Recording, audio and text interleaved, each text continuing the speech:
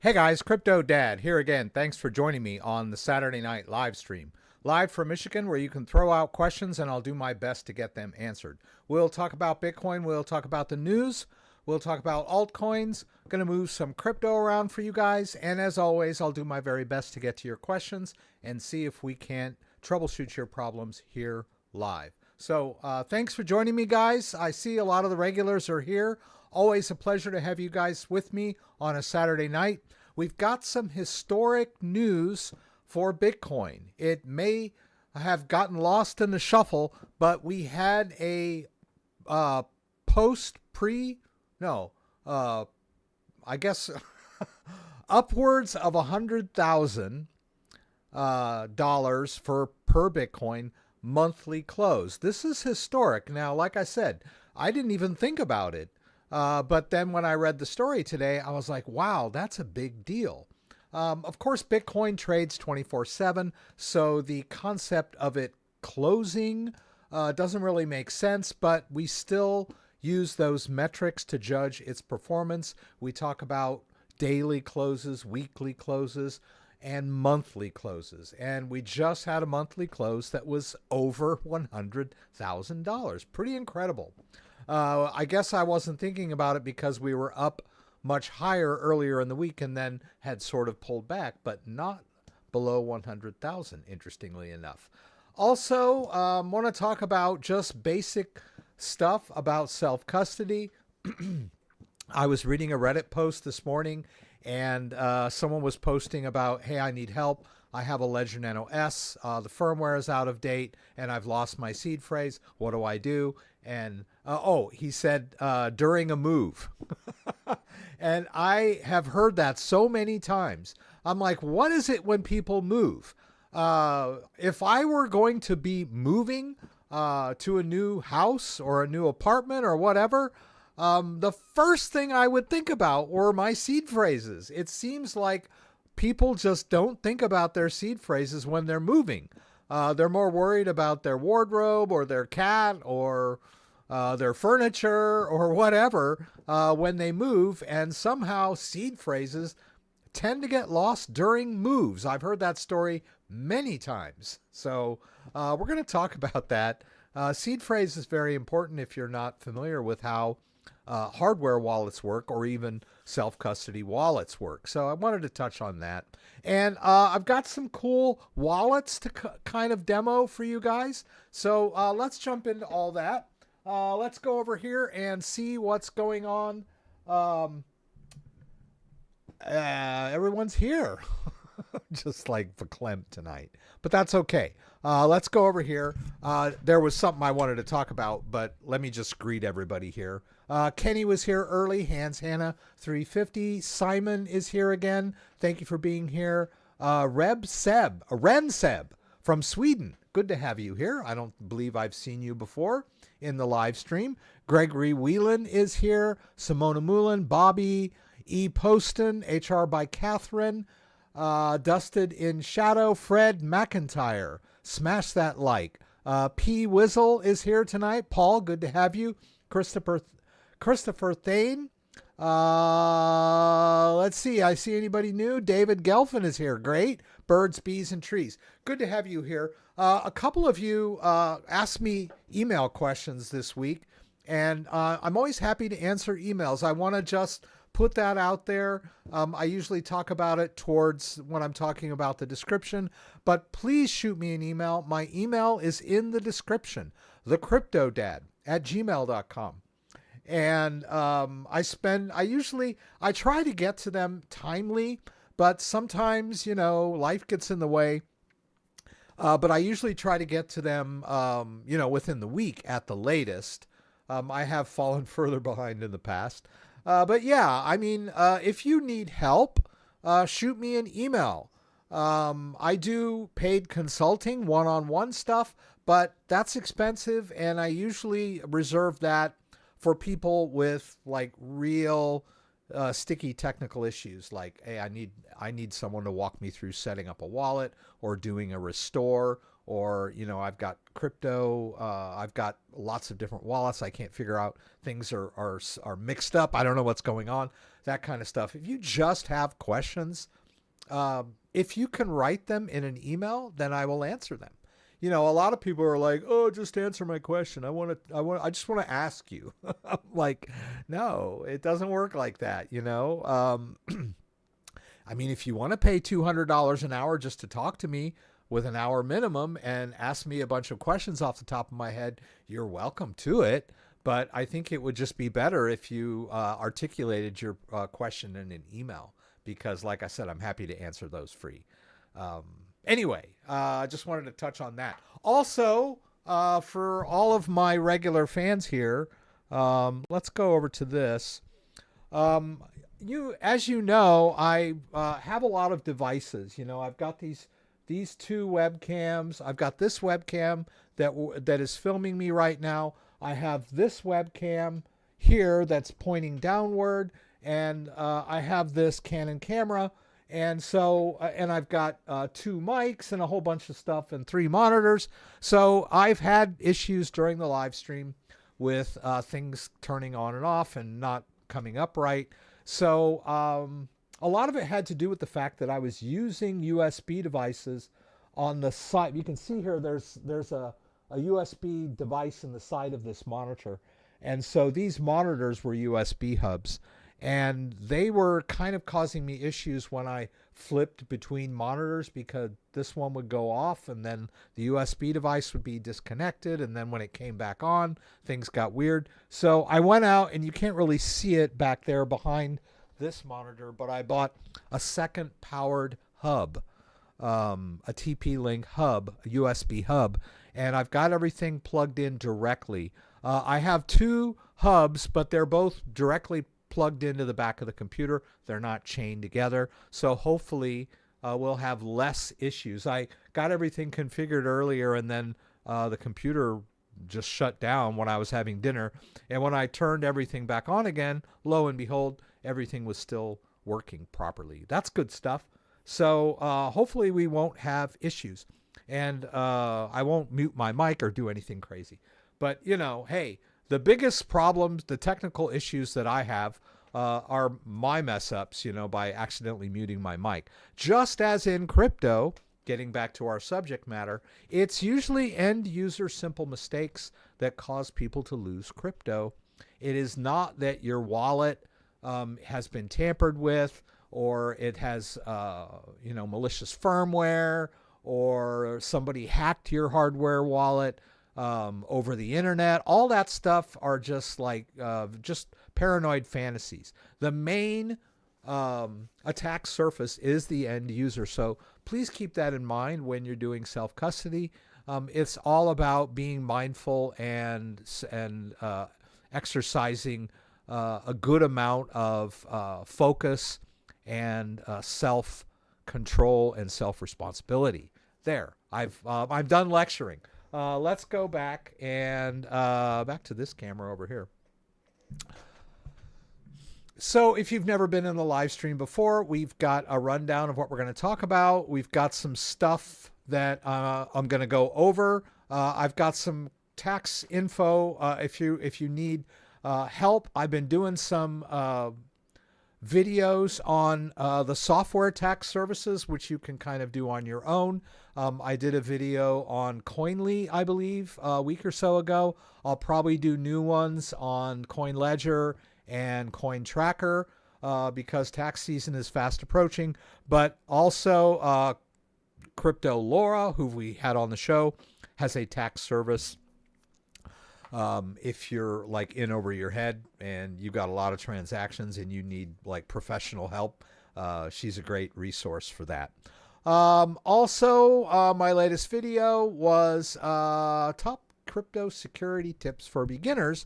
This is just kind of an overview of a lot of stuff that I touch on quite often, but I kind of boiled it down to, you know, an 11-minute video. It worked out pretty well. So check that one out. Also, we've got affiliate links. OneKey, which is a great wallet, has a new, and where did I put that link? Yeah. for Lunar New Year. They've got this cool box set, and I'm sure it's selling like hotcakes over in Asia, because they said something about their shipping is like they're having issues shipping outside of Asia now with the high demand for their box set for Chinese New Year. It's pretty awesome. And so we'll talk a little bit about OneKey. And so I have an affiliate link there for OneKey, Ledger Stacks, Ledger Flex, of course, my two favorite wallets, Ledger Safe 5, another excellent wallet. I'm going to talk about the latest version of the Trezor Safe 5, the Freedom Edition. Awesome. I did a video on that. Tangem. Tangem's in the news a little bit. They got a U.S. patent for their seed phrase, or their seed cryptography process, sending the seed from one card to another during setup as a patented secure process now, and a couple other little products for recording your seed phrase, and a whole bunch of news. So let's jump in. These are all linked. Let's get to that historic story about Bitcoin closing above 100K on its monthly close for January 2025. It's a big deal, especially for the chartists like Dan. And I don't see Dan here yet, but he'll probably jump in. Dan's one of our moderators. And then we also have JDO. They should be coming in. And they always help me to quickly address questions if I'm on a rant or busy doing something else. So look forward to them being around. And Dan is a great chartist. He always gives us text updates. We got a little local group here. I'm surprised he didn't mention this. So pretty cool stuff. I won't go into this too much. It's a historic event, and I've got the rest of the story linked down below. February has traditionally been a good month for crypto. Now, they're talking about the labor market data for next week. As you know, I'm not a big fan of these government financial statistics.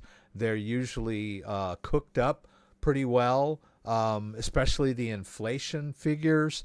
The real inflation figures, if they still calculated inflation the way they did back when Jimmy Carter was president, we would have inflation of like 10 to 15%.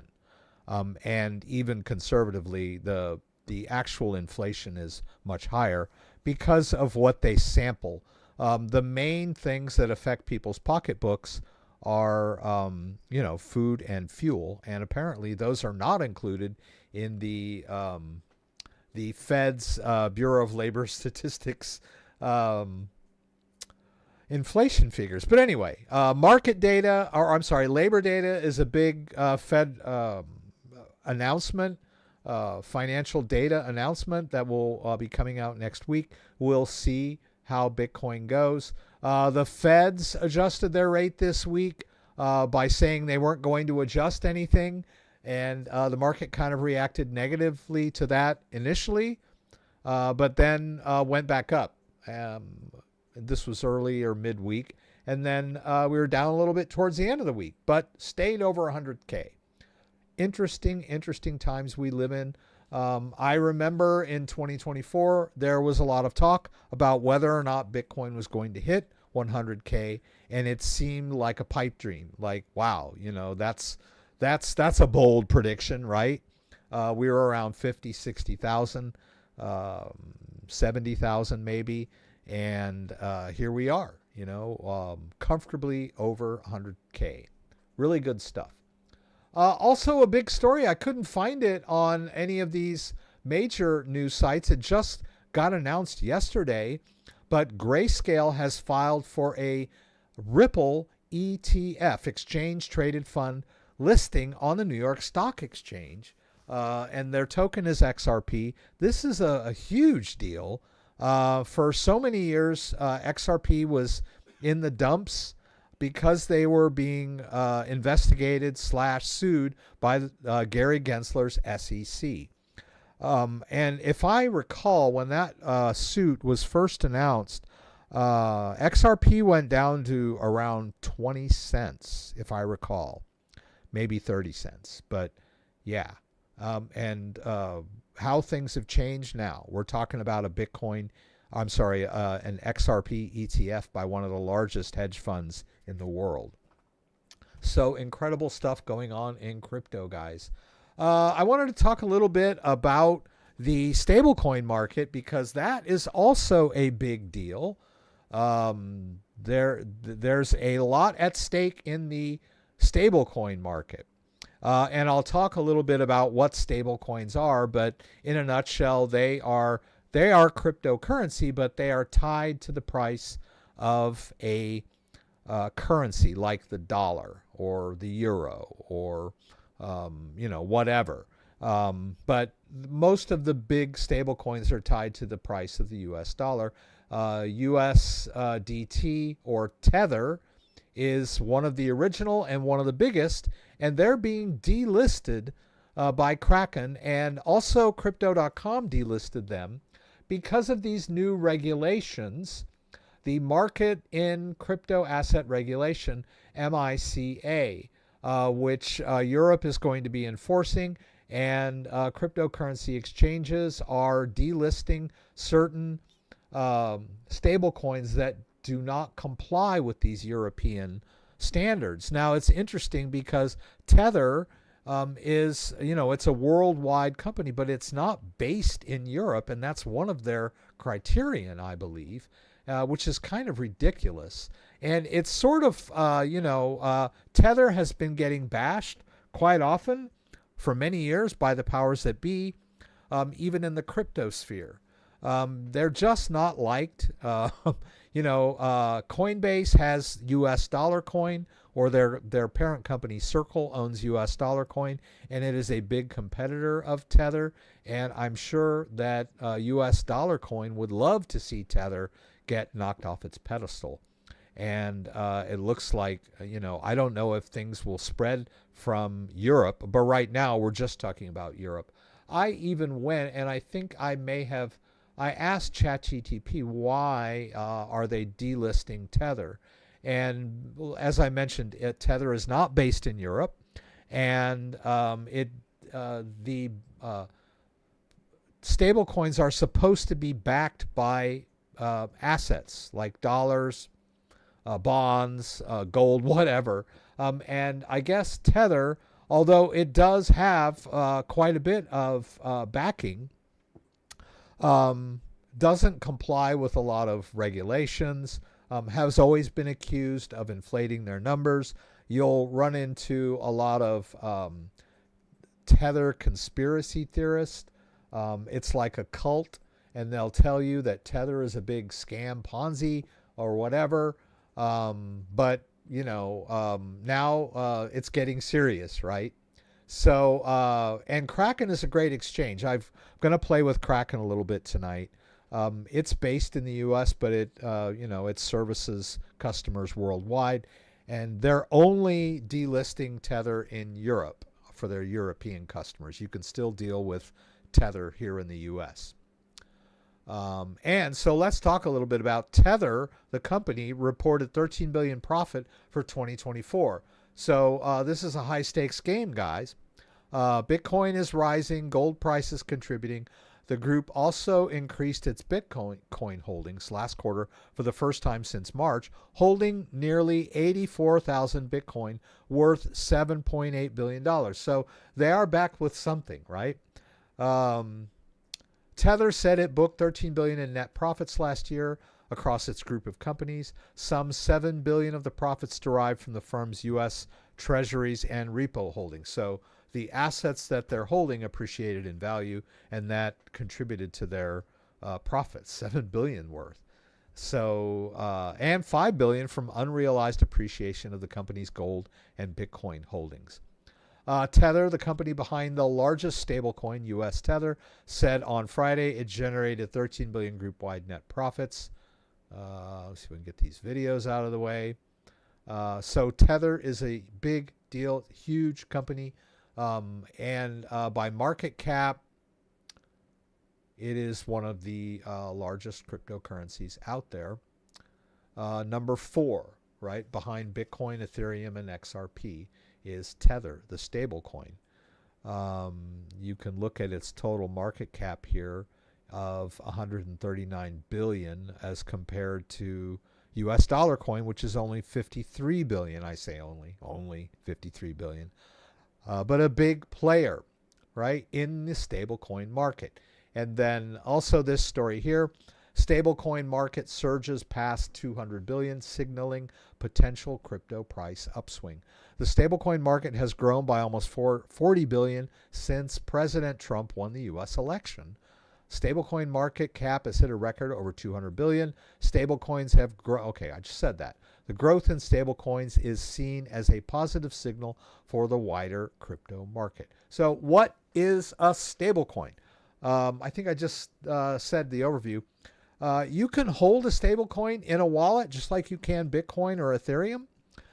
It is a cryptocurrency, but it's not something that you would buy as an investment because it's always going to stay the price of $1, right? So if you buy $1,000 worth of Tether and just leave it in your wallet, it's not going to appreciate in value in any way or form.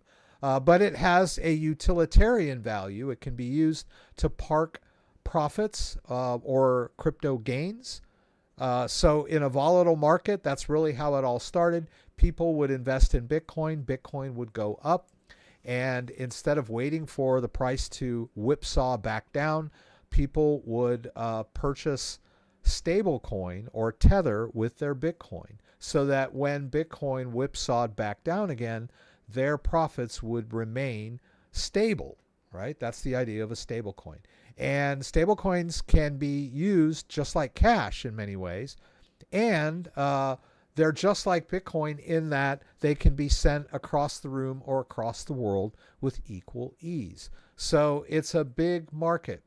They're not really decentralized like Bitcoin because they are backed by particular companies. They're backed by real world assets, and the company that manages those, created those, issues those tokens, has control of them to a certain extent. They are in a sense decentralized because they can be freely traded anywhere, and you can hold them in your wallet. But that's one of the concerns, is their centralized nature. So anyway, I've got some stablecoin in my Kraken account. If we go to my portfolio, you can see that I have about $200 worth of Tether.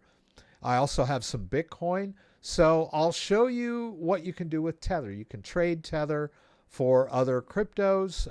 You can cash out to US dollar and withdraw to your bank. Tether is a decent asset. And, there are other stable coins, but Tether is the granddaddy. So let's see. I wanted to cover this Tangem story. Tangem is a hardware wallet, and I only have one of them here. I don't know where my other ones went. Oh, my ring's over here. It's a card, or in the case of the ring, it's a ring. It's a really cool item. It's stylish. Let me see. I got my...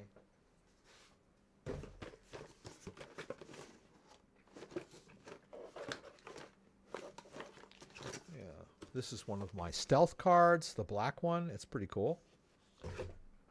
Tangem is a very unique hardware wallet, and the use case of the Tangem was to separate the user from managing the seed phrase. As I mentioned, its user error is the biggest attack surface, and Tangem has done a really good job of hiding the seed phrase from the user. Now, a lot of people demanded that they come out with, a seed phrase option, which I don't really agree with. But there's a lot of purists out there that say, oh, it's not really a crypto wallet if you can't back it up with a seed phrase. And that may be, but I would posit that the Tangem is a new breed of crypto wallet where the private key is managed secretly. It's a whole new paradigm.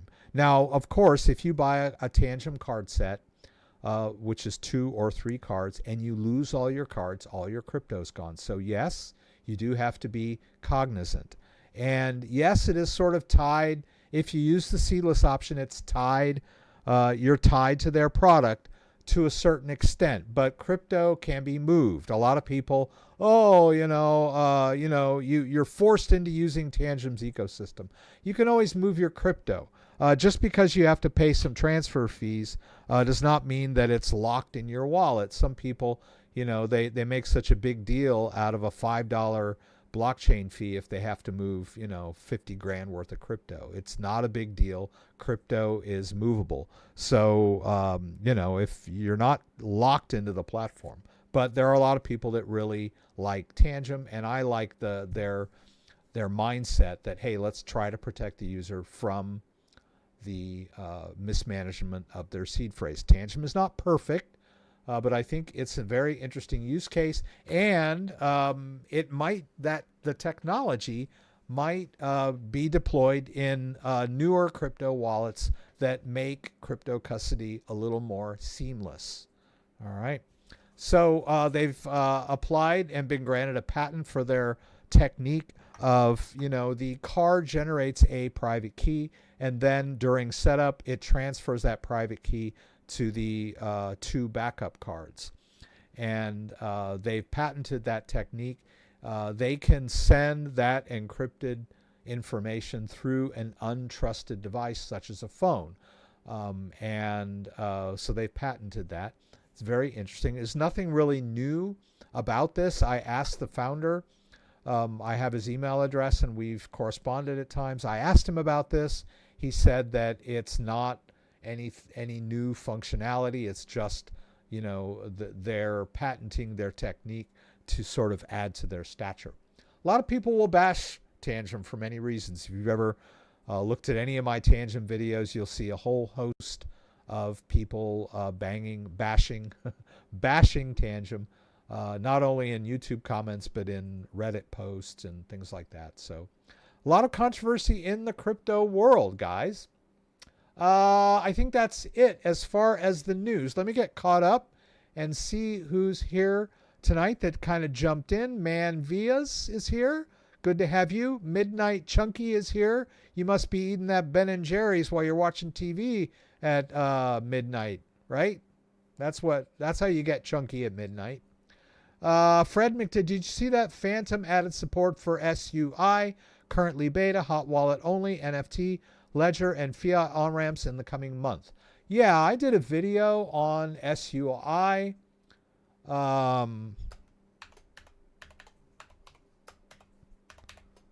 This wallet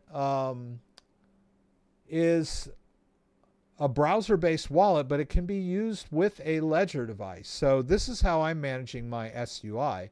And this is a cold wallet, right? A lot of people think that because I'm using some third-party software that it becomes a hot wallet. But no, using a hardware device with a software-based wallet makes that wallet a cold wallet. The device makes the hot wallet more secure. It transforms it into a cold wallet. The cold wallet does not make the device less secure. That's a common misconception. So, you can use a ledger device with a lot of different third-party wallets, like the Solflare Solana wallet I'm managing with my ledger device. Rabby wallet is being managed by my ledger device. And, and MetaMask as well. You can manage your MetaMask wallet with a ledger device. Now, I think it was Gregory that asked me about tokens that he said were no longer showing up in Ledger Live, which is very interesting. In particular, see, the thing about Ledger Live is if you have an Ethereum wallet and you're looking at the tokens in the Ethereum wallet, there is no way to manually add a new token. So if a new token, ERC20 token comes out, there's no way to manually add it into Ledger Live. So a lot of new tokens aren't supported in Ledger Live yet, because you have to wait for them to implement the token in their Ledger Live wallet. Correspondingly, apparently, they stop supporting certain tokens. I don't know why they would do that, but I've heard that from more than just Gregory, that people will say, hey, I'm managing a token in my Ledger Live, and now all of a sudden it's not there anymore. And his was, and I don't think I have, well, I actually used to have one of these tokens. I think it was RFox, Engine, which I owned before, and Sand, the Sandbox. Now, let's take a look at Sandbox. So if it's not, and let me look at this other one over here. I used to have Sand in this wallet. Well, there's Engine. Now, Engine has its own blockchain, so maybe you're talking about, well, there's Sand too. So I'm a little confused as to why they aren't showing up in your wallet, unless maybe you migrated them to their own blockchain. I wasn't aware of this, but as far as I can see here, Sand is still an ERC20 token. But just for giggles, let's go into MetaMask and say we want to add Sand token, right? Well, I grabbed the contract address here from CoinGecko. Of course, you know, the idea was that, okay, I have a Ledger device and I don't see it in Ledger Live. How can I manage this token in MetaMask? Well, first you connect your device, right? You go down here to add account or hardware wallet, add hardware wallet, connect your Ledger device. And after you've done that, you're going to have an account based on that ledger, which we're looking at right now. This is just a reflection of the Ethereum wallet of my ledger, right? You can see it has the same balance, right? If we look at Ledger Flex, that's this guy right here. Oh, well, it looks different. Well, I think it's giving me a total here, isn't it? Yeah, I don't know. Let's look at tokens here. Yeah, so it's got the $42 worth of Ethereum, and over here we've got the $42 worth of Ethereum. It's the same wallet, right? We're just looking at it in a different interface. So, but let's say we wanted to add Sand and it wasn't showing up. We could go to MetaMask and just go well, it used to go all the way down, but I don't know if they have it that way anymore. Yeah, see, it used to be down at the bottom, which was import token. Now it's different. Where the heck is it? I know it's around here somewhere. Come on, Rex. I've done this before. Doggone it. I know it's in here. Boobity boobity boo. Token. Add token. How do you do that? Up here? Ah, see? They moved it. Okay. So there it is. Import token. And you go to custom token, and then you paste in the contract address. I know I was babbling on, but we got that over here, right? This is the contract address of the token we're talking about, right? And as soon as we put in the ticker, well, I'm sorry, as soon as we put in the contract address, it auto-fills the ticker and its decimal, right? We hit next, and boom, there it is, right? So if you had a balance in your Ledger device and it wasn't showing up in Ledger Live, if either it was new or for some bizarre reason it's not showing up in Ledger Live anymore, then you should be able to do it this way in MetaMask. You could do the same thing in Rabby, right? Of course, we're talking about a zero balance here anyway, as far as I'm concerned. I got a bunch of these, don't I? Yeah, there it is down here. Yeah. So, but that's how you manage third-party ERC20 tokens. That's how you manage ERC20 tokens in a third-party wallet like MetaMask, if you don't see it in Ledger Live. But when I looked for, well, the Fox thing is different. He asked me about this other token too. Whoops, where are we? He asked me about this other thing too. I'll do it one more time for this R Fox, right? We grab the contract address. We go over to MetaMask. We go over here to these three dots and we hit import tokens. We go to custom token. We paste in the contract address. It auto-fills the ticker and the decimal. We hit next. And now if there was a balance in my ledger device, I would see it here. And I guess, I don't know, if I had a balance of RFox, it may or may not show up in Ledger Live. Yeah, so Greg had asked me about that through email, so I kind of wanted to go over that a little bit here in the stream. Let's see. Seeing a lot of chatter on a 20% dip on Monday based on Trump tariffs. That's a possibility, but he announced the tariffs. I don't know, when did he announce the tariffs? Was it on Friday or Thursday? Today's Saturday. It seems like we've been talking about the Trump tariffs all week. And I think the market, the crypto market, has already reacted to that. There was, let me look here. CoinDesk had a big story about how the Trump tariffs snuffs out Bitcoin rally for second consecutive days. So it looks like the Trump tariff story has already affected the market. So possibly we'll see more downside when the tariffs take effect, so to speak, or he may just be doing brinksmanship and then he might change his mind at the last minute. You never know what's going to happen.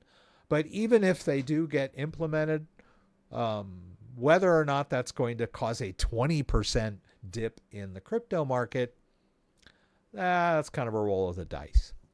Let's see. Mark Schlossberg. I wrote my greeting today to you as the first person in the chat, and you replied to me. Do we know why YouTube chat didn't show it properly and when you have read it from the beginning? Thanks.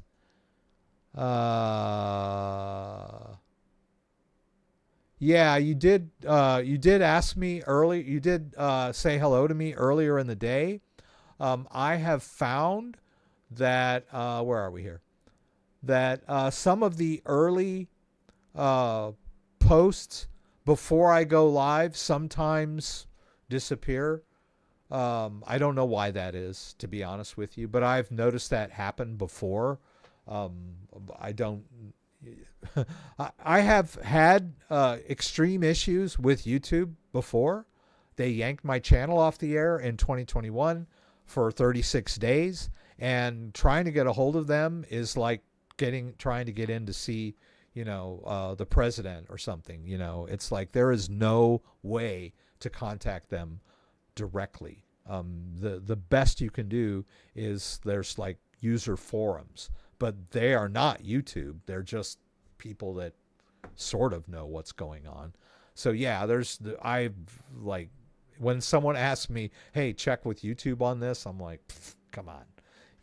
That's like Googling, I don't know. It's like Googling a term that has so many hits that there's no information available, no real information. So yeah, I wouldn't know how to ask YouTube, and even if I did, they probably wouldn't give me an answer or a straight answer. Let's see. Pardon me. Yeah, I've faced this kind of issue on some of the old streams too. Yeah, I've seen it happen. I'm currently the same as you. Happy first 100K monthly close. Yeah. That's good stuff. I don't have any Sen, but I do have physical wallet with dust in it. Yeah. So, let's see. Wow, we got through the news. It's 6:39.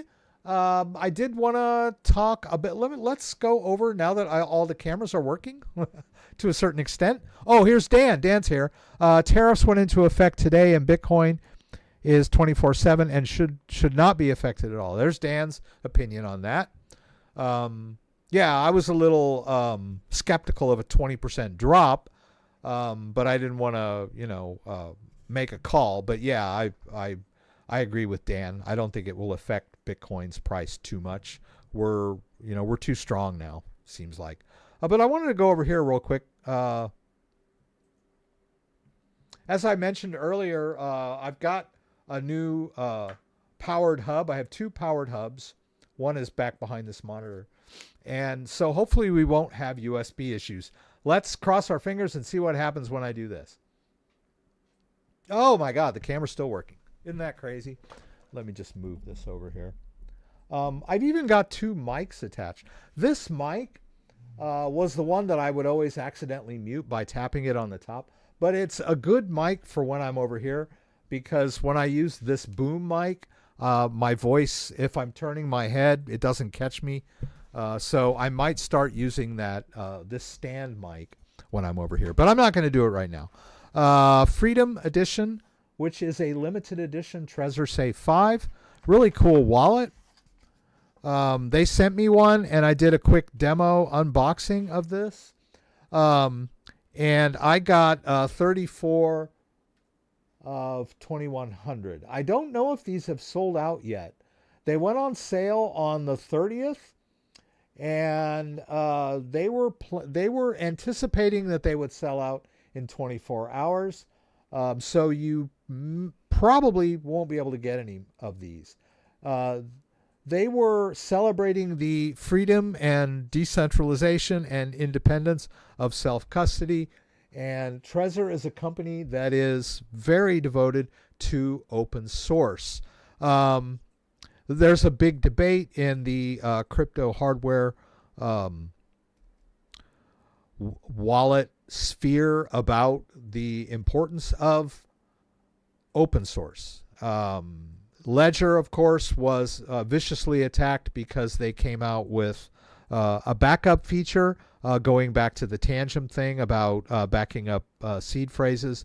Ledger was relentlessly attacked for this backup feature, and it came out that their secure element chip was closed source, and so ever since then, people bag on Ledger for being closed source.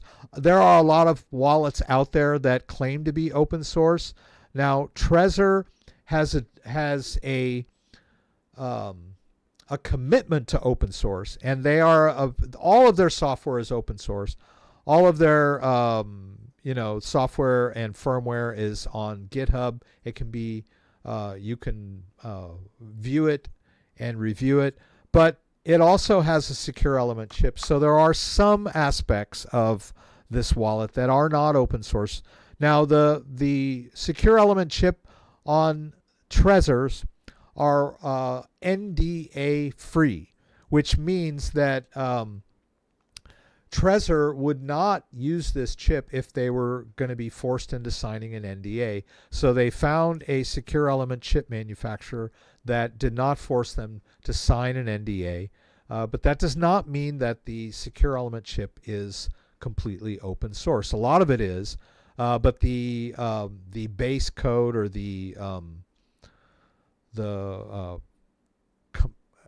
there's a word, the assembly code, the low level code is not open source. It's proprietary. But like I said, Trezor has a big commitment to open source. They're a very principled company. They have been around for a long time. So I have a huge amount of respect for Trezor, and I really appreciate them sending me this wallet. I think it's really cool. Yeah. So I just kind of I did a video on this, and I've got several setup videos on Trezor wallet, so you might want to check those out. But I'm really proud of this wallet. There's another wallet here that I have noticed the sales have just been astounding. This is a OneKey Pro, which is a very awesome touchscreen wallet, and it's really big in Asia. I'm not sure if they're a Chinese-based company or a Korean-based company. There are a couple of I know Descent Wallet is Korean company, and I'm not sure about Descent. I'm pretty sure it's either Chinese or Korean, but a very solid wallet, a lot of functionality. I love this, special edition that they made for me. But it's touchscreen. It has Bluetooth. It even has air gap functionality. It's sort of limited right now to certain third-party wallets, but they're working on integrating the air gap functionality into their own app. They have open source app that you can download from the internet and just basically use the wallet without the hardware, which is awesome. So if we go over here, I had mentioned earlier that they've got this Lunar New Year bundle. It's got the OneKey Pro, which I was just showing you, and the OneKey Lite backup cards, which can be used to back up your private key. Similar to the way Tangem works, except this backup card is just that. It can't be used interchangeably with a wallet like a Tangem card can. It's basically a backup only solution, but it is a way of backing up a wallet that makes it very convenient to do restore, and you don't have to fool around with writing down all those words. I believe that the wallets that it will back up are do have seed phrase backups, but this is a quick and easy secondary backup that can be hidden somewhere safe, and if the wallet you're using needs to be restored, it can be, using NFC technology, it can be restored from this card without you having to kind of write your seed phrase down. I keep harping on this thing about seed phrase management, but not only do people lose their seed phrases, but a lot of people write their seed phrase down incorrectly. And that can be a huge problem when you're trying to do your restore. Also, there are a lot of people that I've encountered, myself included, that when you're doing the restore process, you have a seed phrase that's written down incorrectly, but then as you're trying to enter it, you make mistakes. I've had people that have had to try 2 or 3 times before they finally got their seed phrase entered properly and got the wallet restored.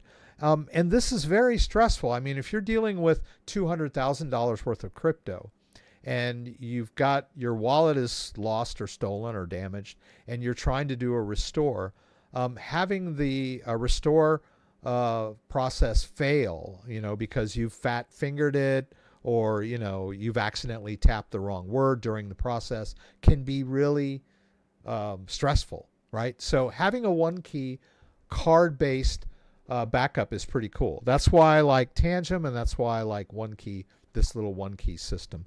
Cold Card has a thing like that also. I think they call it the Tap Signer, but I think that's actually a wallet. It's a attestation device. Oh, I see Alina's here, or is her dad? I guess Alina has to go to bed early these days, and Dad's sort of using the account and coming in to say hi. It's great to have you here. Alina's dad. I forgot your name already. We've talked in the past. And I think we sent Alina a Trezor Safe 5, if I'm not mistaken. And she also got a crypto tag. Yeah. So I occasionally will give away stuff here on the channel. I haven't done it lately, but I've given away some stuff. Let's see. Let's play around with this OneKey a little bit. What I'd like to do, let's go over to our my Kraken account and let's withdraw some Bitcoin to our OneKey. So I'm going to launch the desktop-based OneKey app. And it's very similar to Trezor Suite, but it has a lot of functionality similar to Ledger Live as well. So let's drop some Bitcoin in here. So if we go to the Bitcoin account in here and we do a receive, it wants me to verify on the device. So let's go over here and wake it up. Whoops, sorry. Let's see. Okay, I got to unlock it. Oh, okay.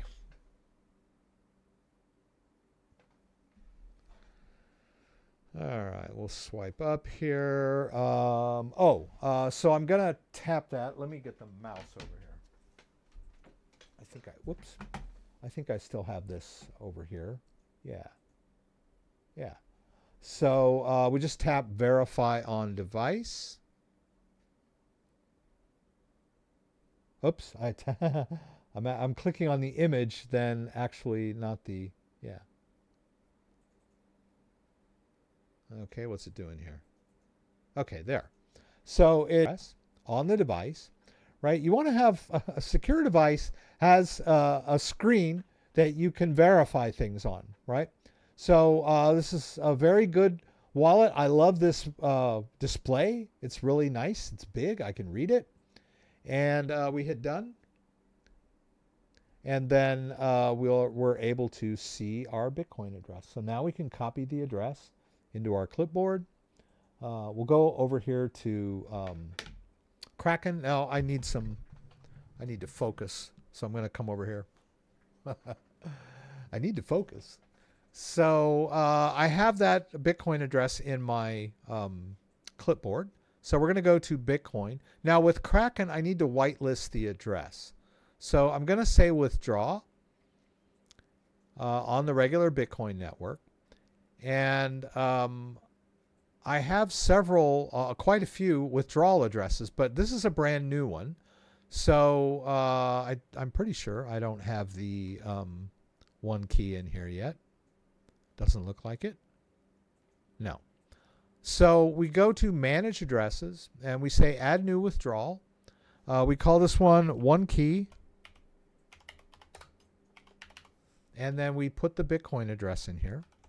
And then we click add. Now they're going to verify this by sending me an email. So I'll go over here and check my email.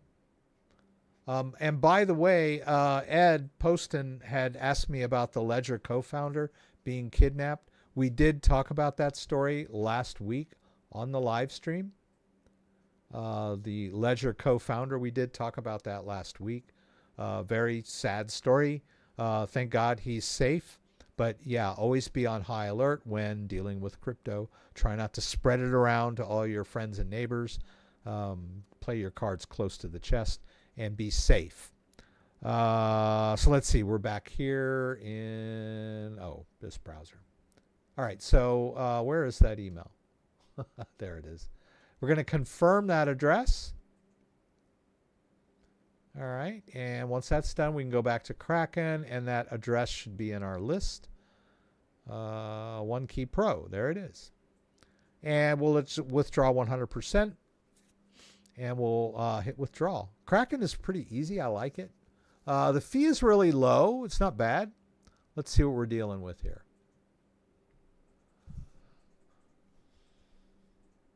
Of course, Bitcoin is $100,000, remember?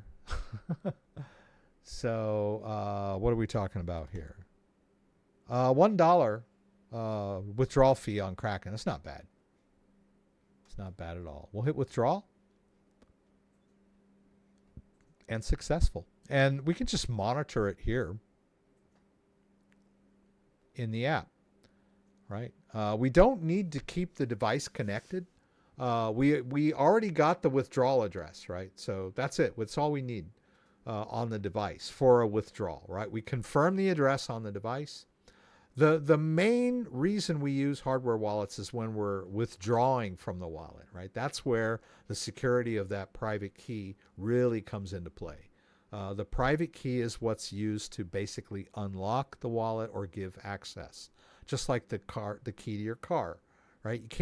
The car looks great in the driveway, but unless you have the keys, you can't use it, right? You can't drive it. You can't do anything with it. Same with a crypto wallet. It's beautiful. You can look at your balance from the software interface, but you can't really use it to make a payment or transfer out or swap or do anything without the hardware device to authorize. It might take a bit for the Bitcoin to actually hit this wallet. There it is. No, that's not it. No, we're waiting for an incoming transaction. So we'll wait a few minutes. Let's talk a little bit about that tether, though. We've got this tether here. Someone had talked about SUI. I think you can buy it here. Let's see. So if we go into tether, so I have a balance of tether in my wallet, 240 US tether. I can keep it here and wait for a dip if I want to, right? And it will always be 240 tether, worth basically 240 bucks. So it will survive the volatility of the market. Now, also, if it's sitting in my wallet while the market's in an upswing, it's not going to do me much good, really. But it's there, right? So and it's accessible, right? I can use it when I need it. So if the market takes a big dip or the market's going crazy and I just want to jump in for the ride, I can use this without having to wait for my bank account deposit. So normally, like, hey, I got to move some money into my account. And that could take 3 to 5 business days, depending on the status of my account, right? For anyone not familiar with exchanges, sometimes they make you wait. Sometimes your bank makes you wait. Depending on the day of the week, that kind of crazy stuff. So Tether or stablecoin doesn't, abide by any of those rules, right? It is 24/7, freely available. Put it in your account and you can use it anytime you want, right? So we can buy more. We can sell it for cash. Let's do that. Let's sell 25%. And what's it going to do? We're going to sell it for what? Is it going to do this? What is it going to do? I guess it's just going to, okay. Did it become cash? I guess it did. Let's just look over. That's kind of weird. Let's just do this stuff. Let's go back to portfolio. Yeah, see, it became US dollar. Whew, that was good. Usually I do a convert to US dollars, a little more. You can see what's going on a little better. Like when you do a convert, you can say, okay, I want to sell it for Bitcoin or I want to sell it for $1. And then it's a little more straightforward. You know what's going on. But sell Tether went to $1. That's fine with me. Let's see if they have SUI. Well, let's see. I wanted to put something. Let's do Solana. Let's put a little bit of Solana in the OneKey. Let's say another 25%, right? So that's going to cost us 44 cents basically. So we'll sell some there. And then let's see if they have SUI. Let's do another convert. And this time we'll do SUI. Yeah, they've got it. Let's do 50% here. That's going to cost me 66 cents. Now, keep in mind, when we do these types of swaps and trades, we're on the exchange, right? We're not doing self-custody right now. I trust Kraken, but ultimately, it's much safer to keep crypto in your own wallet. So what we want to do here is we want to withdraw, like we did with that Bitcoin. Let's see if that Bitcoin hit the wallet. There it is. So the Bitcoin that we withdrew from Kraken is now hit the wallet, right? We've got, where'd it go? Oh, it says 21. I don't know why it's not showing up. Nested native SegWit. No? Oh, wait. Yeah, whatevs. I don't see it. I don't see it in the list, but I see it reflected in the current balance, which is kind of weird. So I don't see the incoming, but that's okay. It's showing in the balance, right? Now let's do the Solana, and we'll have to manage a new Solana address, but that's okay. Let's see. Oh, I don't see Solana in here, so we're going to need to add that. So I think we go here to manage, and we say Sol. Yeah, and I want Solana proper on the Solana network, right? We'll hit plus here. Huh? No. No. Do I need a contract address? Is this going to work? Oh, it's 7 o'clock. Okay. What does it want me to do? It wants me to check my device. Okay. I don't see anything on my device. Oh, it added it. So it says. Yeah, it was kind of a weird add process, but it looks proper. So I'm not too sure about this. Let's hit send. I'm sorry. Let's hit receive. And we'll go ahead and let's go over here again.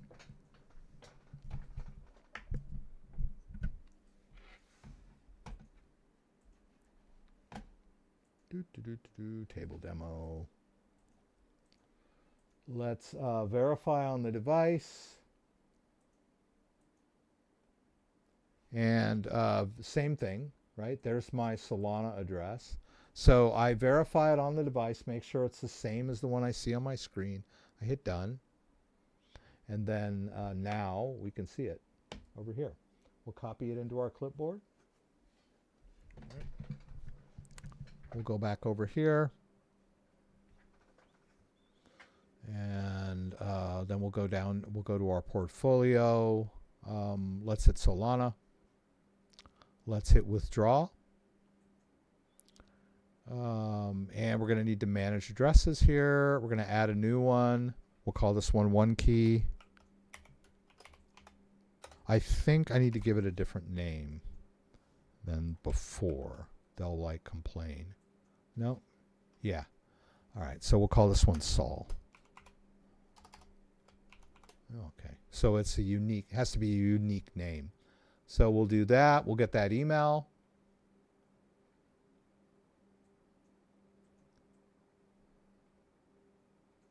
Okay, we'll confirm that address wherever it went. Okay, this is the latest one. We should be able to go back to Kraken and see that address. OneKey Pro Sol. We'll send all of the Solana out to our OneKey. Actually, I was going to do less, wasn't I? Let's just do a small one since I'm like kind of... Okay. The OneKey just gave me an alert that the Bitcoin came in. So it must be like totally... Yeah, see that? That's pretty cool.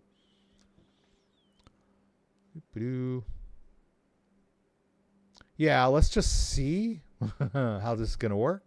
It looks like a good Sol address. It would just seem kind of odd the way they, like it wanted a contract address. That was bizarre. But anyway. It could take a few minutes. And you can always like double check. Like let's say, okay, I want to do the receive again. I'll say I don't have my device. Take the risk of just getting the address. There it is. And then I can go, okay, I know that I withdrew it from here. So I can go to transactions and it says, oh, you withdrew the Solana and there's your address, right? It ends in YCS8C and the confirm, you know. So we know we sent it to the right address, right? So just be patient and it will eventually hit the wallet. Solana is a little faster than Bitcoin, so it did get in there pretty easily. Now that I know this, I'll just go ahead and withdraw the rest of it. So let's see. Let's hit Solana. Let's hit withdraw. Let's hit that OneKey Pro Sol and just withdraw the rest of it. Now, I get a lot of questions from people that are, you know, I'm not sure. I don't know what to do. Do you have a video on, you know, withdrawing crypto X from this exchange to this wallet? And, you know, because they want to see exactly, you know, oh, I did a video using a Ledger Nano X last year, but now I have a Flex. Can you show me how to do it on a Flex? That's all well and good. I totally understand that. I know you're unsure of yourself, but there you can do small tests, right? You can play. I know it's money, right? I know nobody wants to lose $5, but you can do a small test and just see what happens. and maybe learn, oh, I lost $5 on that one because I used the wrong chain or whatever. And then you're like, it's $5. So you're like motivated to figure out what the heck happened, and you figure it out because you do research and you go on Reddit and you ask questions and you ask me. So there's nothing wrong with doing a little experimentation to learn how crypto works. You should be adept at moving crypto back and forth. How do I transfer crypto from one place to another? How do I move crypto from my wallet to an exchange, or from an exchange to my wallet? Those are big questions. I get them all the time. And, sure, I want to help you, and I will help you. But a lot of times, a lot of people seem to overlook the fact that you could just try a small test and see what happens. You might lose a little bit of money, but at least you've gone through the motions and you've learned something from the experience. You saw me, I was a little, well, gee, is that a good Solana address? That seemed a little strange the way they did that. And so I just did a little small test. So do it that way. And as soon as I confirmed that, hey, it worked fine, I went ahead and sent the rest. It took me another 2 seconds. Not a big deal. I maybe paid a little extra in withdrawal fees than I would have if I'd have done it all in one fell swoop. But learning, if you have to pay for your education, you value it more highly, right? So if you have to pay with losing 5 or 10 worth of crypto, you're going to remember next time. Better than learning by losing 50 grand worth of crypto because you just, moved it without checking. Oh, I didn't know I needed a memo. So I withdrew $50,000 worth of XRP from my wallet and it never hit the exchange because I forgot the memo, right? You don't want to learn that kind of lesson, right? Learn from others on that kind of stuff. But yeah, crypto you can use small amounts to test your theories, right? Why am I using OneKey and not my ledger, Paul asked. Well, because there are a lot of wallets out there, and I want to give you, not only is it helpful to see how other wallets do things, it is helpful to give you an overview of transfers in general, right? You see it done several different ways on several different wallets. It might sink in a little better than, oh, I need to know exactly how to do this on this particular device. Also, I don't want to be, branded a ledger shill, for always using the ledger. I think back a few years back, I was a little more eclectic and trying and using different wallets. So I kind of wanted to use the OneKey. Also, like I said, I saw their sales were just going nuts. And I knew that they're really big in Asia. People in Asia are a little more trusting of their own than, in the US, it's kind of the same. People don't trust wallets made in Asia.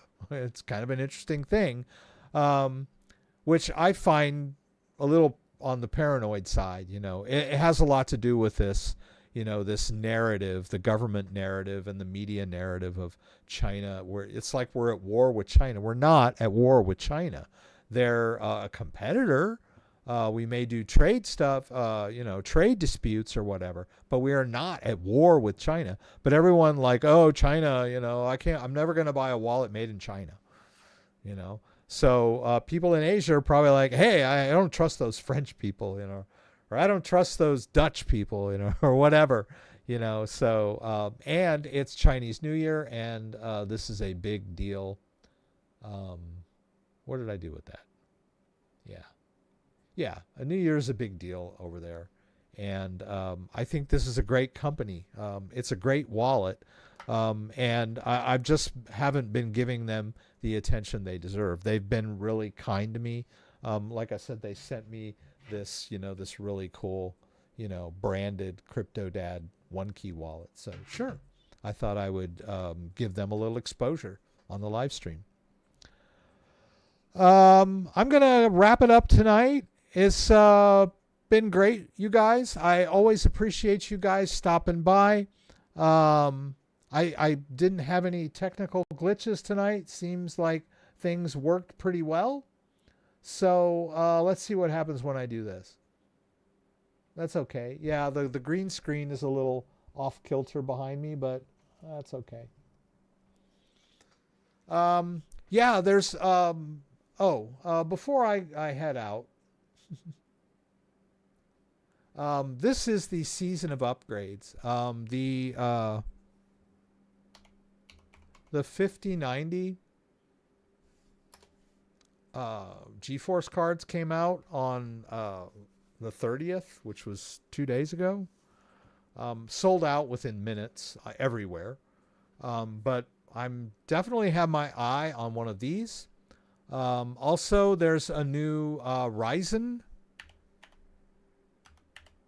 I think it's called a 9050. Actually, the Ryzen 9050 is already out, but there's a new one, a 3D version of this that was announced at the CES, which supposedly is coming in March, but rumored it might be available in February, early February. So I've got my eye on this, and then also MSI has a great new motherboard.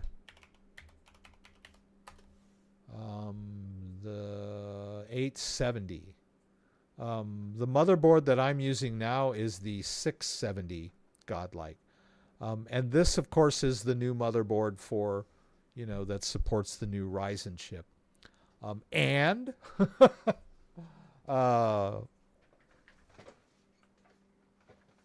Samsung has, I don't know how long this thing has been out, but it's the latest. I've always respected Samsung M2 drives. And, I have a motherboard that supports M2 drives.